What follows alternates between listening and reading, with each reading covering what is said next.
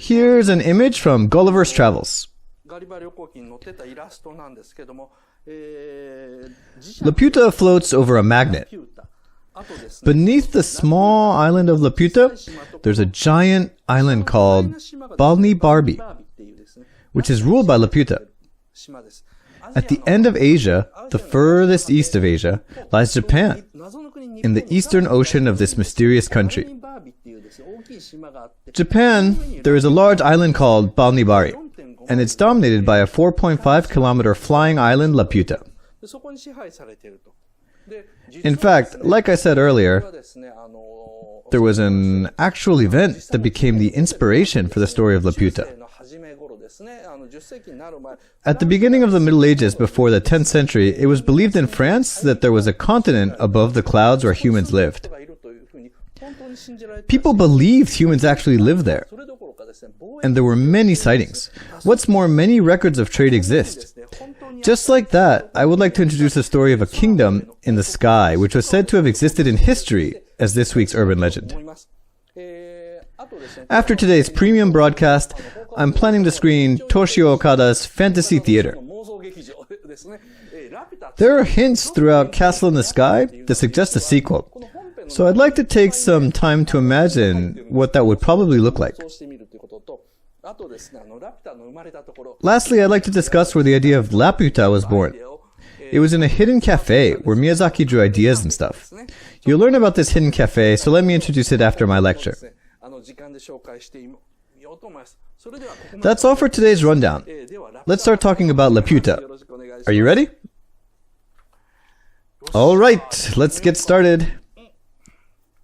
Do I need this? Yes, I do.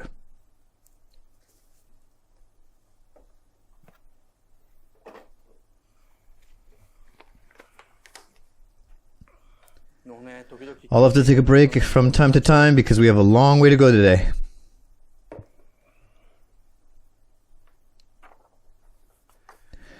Let's start with the Slag Ravine, the first Laputa relic.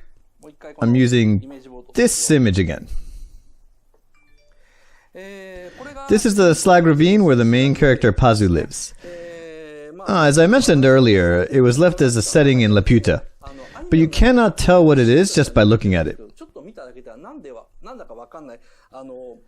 There are many original ideas in Laputa, so let's take a look at them Buratamori style, which means I'll stroll down to the Slag Ravine to seek this Laputa relic.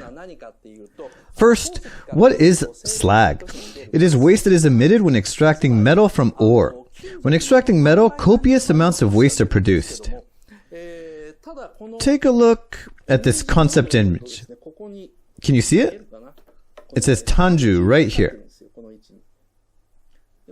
It literally means mine house.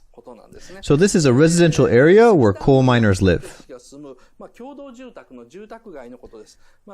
There used to be residence for coal miners in the Miike coal mine, the Yubari coal mine, and even in the famous Gunkanjima.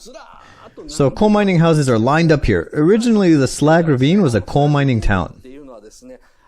A lot of slag, called spoil, is produced during the mining process. When you extract a cluster of coal and crack it open, there's actually only a tiny bit of coal and 100 times more of its spoils. So there's always a spoil tip near the coal mine, which is a pile built of accumulated slag.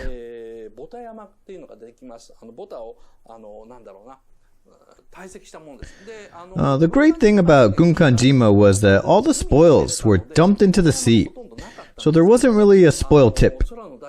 In the movie Radon, Giant Monster of the Sky, there are scenes of a larval monster climbing up a spoil tip. I thought the monster was climbing a mountain at first, but it wasn't. It was just accumulated mining spoils, so it's a man-made mountain of slag. Therefore, this deep valley of the Slag Ravine is not a natural valley. It's a man-made valley made of coal mining spoils or slag, and that's the original idea for the setting. That was supposed to be why it has such extreme terrain features. Oh, it's a little too chilly. Will you stop the fan? However, the mine where Pazu lives, which was originally planned to be a coal mine, was later changed into a mine for valuable materials, such as silver, copper, tin, etc. It was once a place where raw ore could be mined abundantly, but now not much is extracted, and all you see is mineral waste. So soon someone started calling the place the Mineral Waste Valley or the Slag Valley, and it eventually became known as the Slag Ravine.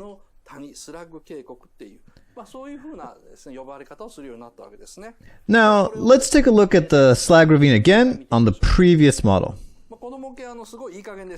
This model is quite sloppily made. How sloppy? You can see the newspaper from the back. I have to be extra careful with where I grab. For example, right here, it can easily become dented, like this. So I can only use it for one broadcast. This is the overall shape of the slag ravine. Its actual depth is about twice the size of the model. So this model is not accurate around here. The depth is a bit off. You see towns here and there on the surface of the valley, but in the actual scene, this valley is twice as deep. And the towns located at the bottom of the valley are clustered together.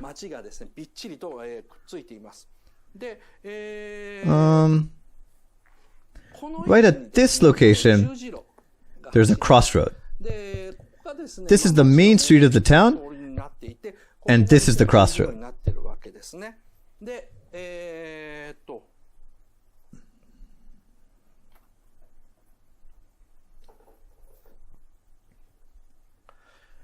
At the beginning of the movie, there's a scene where Shida is attacked by pirates and falls out of the blimp. As she falls, you can see the tiny cross-shaped light next to her. Can you see it? This cross-shaped light changes in the next scene and becomes the crossroad in the slag ravine. Rather than falling into the crossroad, Shida falls straight into the slag ravine. You can tell by looking at the subtle cross-shaped light, the crossroad, and the shopping street Pazu runs through.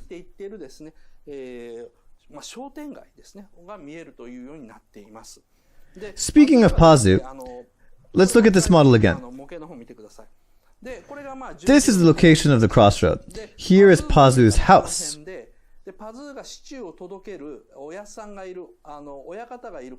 And here is the hole in the mine where Pazu brings stew to his boss.